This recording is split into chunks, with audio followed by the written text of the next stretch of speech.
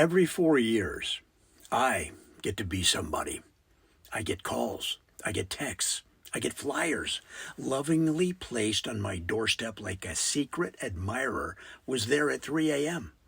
The candidates practically shower me with attention, and I start to feel like that one prom queen who was asked to dance by every guy at school. Except my dance partners are all dressed in ill-fitting suits, promising the world, while not even managing a two-step. Welcome to the life of a swing state voter, America's fleeting sweetheart. For a brief shining moment, every 4 years, the nation remembers that I exist. Ohio, Florida, Pennsylvania. We're like those old Hollywood stars everyone forgets about until they get a surprise nomination for a Lifetime Achievement Award. Oh, you're still here? Quick, someone give them a parade. Then, as soon as the election is over, they dump us like a bad Tinder date. Suddenly, no one cares about my thoughts on health care or tax reform. The charming messages dwindle, and my phone, once buzzing constantly like an overcaffeinated bee, returns to the silence of spam calls and my aunt's forwarded cat videos. They don't want to know what I think about infrastructure anymore. They just want me to shut up and pay my taxes like a good citizen. Quietly, please. It's like being in an on-again, off-again relationship with someone who only remembers your birthday if there's something in it for them. I get all this attention during the campaign season. Candidates shaking my hand, taking selfies, kissing babies, or at least pretending to care that the local factory shut down.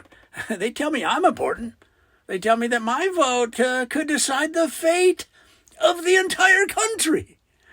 They lean in and whisper, "It all comes down to you, baby."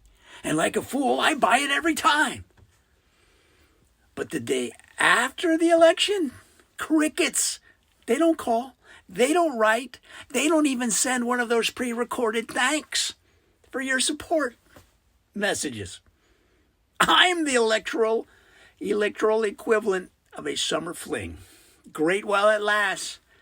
But then they're gone, leaving me standing here with a broken heart and a yard sign I have to drag to the trash. And let me tell you, it's not just the candidates. The media gets in on this action too. Reporters fly in, ask me what I think about trade tariffs or foreign policy, and then act like I'm some sort of rare zoo animal that can predict the future. What does the swing state voter think, they ask, shoving a microphone in my face, as if I'm the only one who knows what's going on. But as soon as the election's over, they pack up their cameras and their TV van and move on to the next story, usually involving a celebrity scandal or a cat that somehow learned how to surf. Look, I've tried to make it last. I've tried to say, hey, maybe we can keep talking about those issues. Remember? The ones you promised to fix last time? But by then, the candidates have moved on to bigger and better things, like arguing on cable news or trying to remember what they said they stood for in the first place. The promises fade. The town halls turn into empty gymnasiums. And I go back to being just another voter in just another state, only worth the effort when my swing can wing them the crown.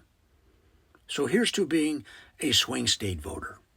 For a few glorious months, I matter. For a few glorious months, I'm wined, dined, and serenaded by people who've never heard of my town until their campaign managers show them a map. Then, once they've got what they want, I'm just another ghost on their list of conquests, forgotten until the next election rolls around, and then they remember, oh yeah, Ohio exists. Until then, I'll be here waiting, ignored, but ready once again to be somebody for about 4 months every 4 years.